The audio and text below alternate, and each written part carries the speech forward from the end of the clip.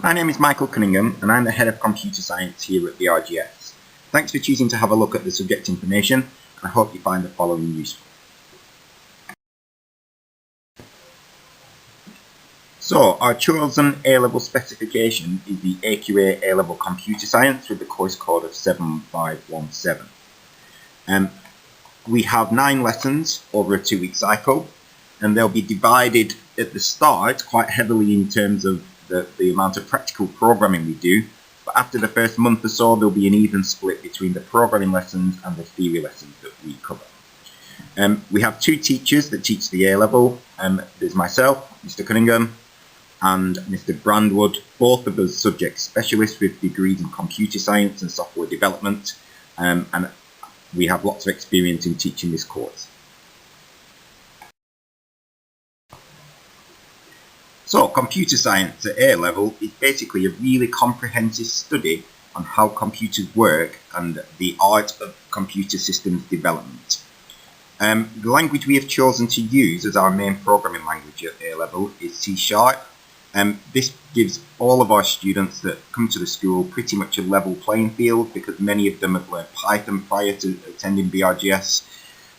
But some students have also used alternative languages, but we found that not many people study C# for GCSE, but also the university's class C# as a really highly regarded language, so it gives our students, if they're looking to continue with computer science at university, a really good grounding of multiple languages that they will find useful. So the A-level is assessed in 3 parts. 2 of those are exams and 1 of those is a project. Both of the exams, paper 1 and paper 2, are worth 40% of the A-level, with the advanced project being worth 20%. So paper 1 will be a 2 hours 30-minute exam that will be on screen.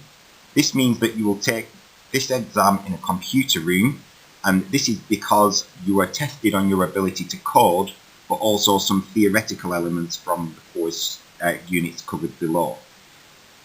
For the on-screen exam, you are given some skeleton code that AQA create for you at around March on the year of the exam, and you then spend the next 3 months doing multiple tasks with this skeleton code in preparation for the exam, so that when you do sit the exam, you're hopefully really confident that you'll be able to complete any of the tasks that you are asked. The paper 1 exam in particular is one of the largest reasons we've chosen AQA Computer Science, because none of the other examination boards offer this on-screen exam.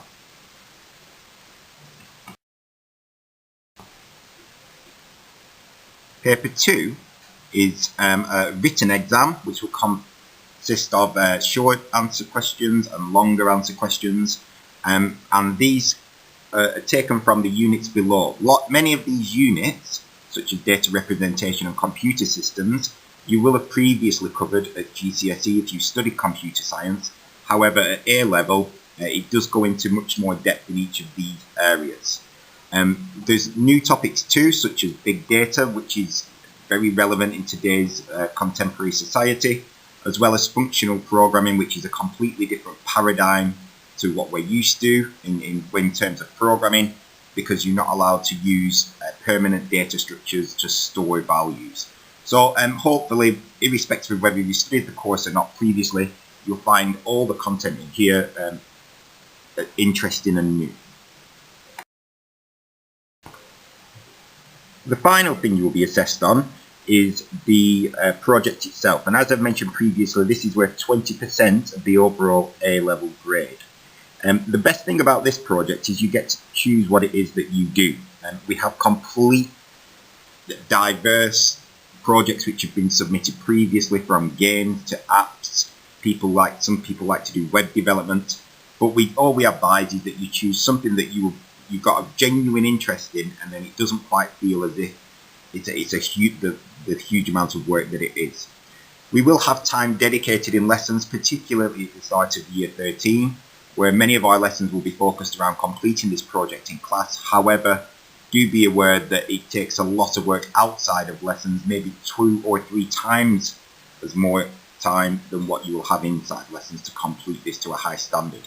The really good thing about the project too is that AQA have weighted this. 42 of the 75 marks available directly related to the coded solution, where previous specifications expected the write-up to be worth more than the code. So that was a really good thing about this particular course too. There are no formal subject requirements to study A-level computer science here at BRGS. However, we have found that historically, those pupils that have got experience in studying computer science at GCSE and achieve a grade 6, and those that also achieve a grade 6 in maths have done really well in the subject at the end of year 13. That said though, we have had some students come onto the course who've never studied computer science, and they initially found it quite a steep learning curve. However, they have come out with really good grades at the end too. All you've got to be willing to do is do lots of work, and especially lots of programming both inside and outside of the classroom. Studying computer science at A-level will help open the doors to many different careers across many different employment sectors. Computer science is pretty much involved with almost any career that you can think of in some way or form. So I've just listed a few different sectors down the left-hand side and a few careers in particular down the right that you may want to go into. However, it is a really useful subject to study, and it is one of the most highly regarded careers that is currently out there. Thank you so much for listening to this short presentation about the subject. Hopefully look forward to seeing some of you at the interactive Q&A sessions next week. And if you have any questions, if you're not able to make those sessions, I'm sure the details will be sent out to you on how to contact us directly.